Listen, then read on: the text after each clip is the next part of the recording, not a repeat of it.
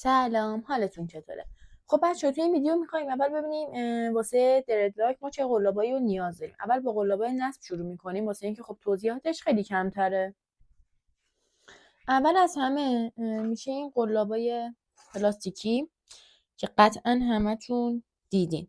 بچه ما واسه نصب بیشتر از همه خب میایم از این قلاب پلاستیکی هایی که سایزش بزرگه استفاده میکنیم. خب سایز متوسطش هم میتونه گاهی وقتا به دردمون بخوره، ولی کلا کاراییه این سه تا قلاب با همدیگه یکی هستش. تنها تفاوتشون توی سایزشونه. میبینی این چقدر ریزه، بعد این متوسطه، این هم درشتشه.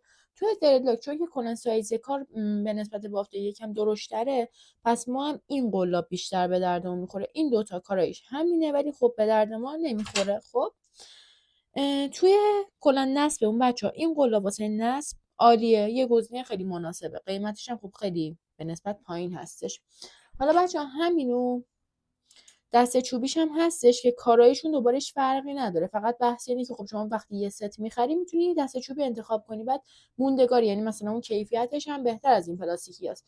این پلاستیکی ها به مرور بچه از این نقطه در میاد، ولی خب قلاب چوبی دیگه این شکلی نیستش.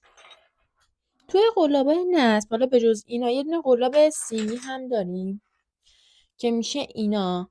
بچه اونم دقیقا همین کار قلاب دیگر رو میکنه، ولی بحثش اینه که خب یه کمی کار کردن باش اصلا سخت‌تره. بعد را دستی اون یکی ها بهتره، یعنی سرعتتون بیشتره. اینو حالا زمانی استفاده میکنیم که دیگه مثلا انقدر حجم مویی که دارین نصب میکنین زیاده که توی سریع این قلابمون جا نمیشه. خب فقط در این صورتی که ما میایم حالا از این یکی قلاب استفاده میکنیم، وگرنه اینو بیشتر واسه یه سری دیزاینر ریز هستش توی اونا استفاده میکنن، واسه اینکه ببینیم وقتی اینطوری فشار میدیم خب باریک میشه، از اکثر دیزاینر رد میشه. ولی خب این قلاب نه، این قلاب سایزش همینه، یا حتی مثلا این قلاب سایزش همینه دیگه، از این ریزتر نمیشن. ولی این چون که اینطوری نازک میشه واسه نصب دیزاینمون خیلی خوبه، ولی واسه نصب خود دردلاکمون نه، گزینه خیلی مناسبی نیست به جز اون شرایطی که بهتون گفتم.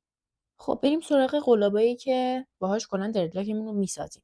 اول از همه بدونید شما زمانی که روی سر مشتریتون دارین خدمات انجام میدین، قلاب سه سر و دو سر به کارتون نمیاد، فقط قلاب تک سر رو روی سر مشتریتون باید استفاده کنید. قلاب تک سر هم لطفاً نرید از این سایزهای گنده تهیه کنیم بچه‌ها، چون توی کیفیت دردتون خیلی تاثیر میذاره. ببینید یه سری ظریف، هرچی این سریش ظریف‌تر باشه، بذار تفاوتش رو ببینین، هرچی سریتون ظریف‌تره دردلاکتون هم تمیزتره.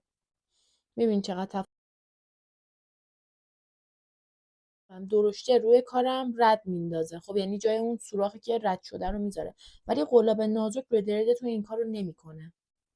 حالا توی قلابای تکسر این مدل قلابای دیزاینیمون هم هستش که اینا هم سریش همونقدر نازکه، اینا هم قلابای خیلی خوبیه. فقط بحث اینه که یه کمی جذاب‌تر بینه توی دست و اینا هم واقعا اوکیه، خوبه، میتونید اینا هم حتی تهیه کنید.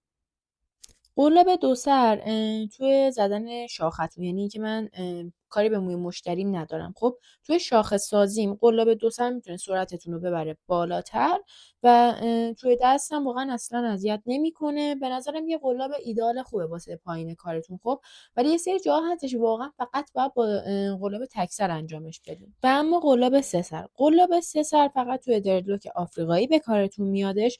اونم دقیقا واسه زدن ساقه های کارتون، یعنی واسه ساختن شاخه های دردلاکتون میتونه سرعتتون رو ببره بالاتر، ولی کارکردتون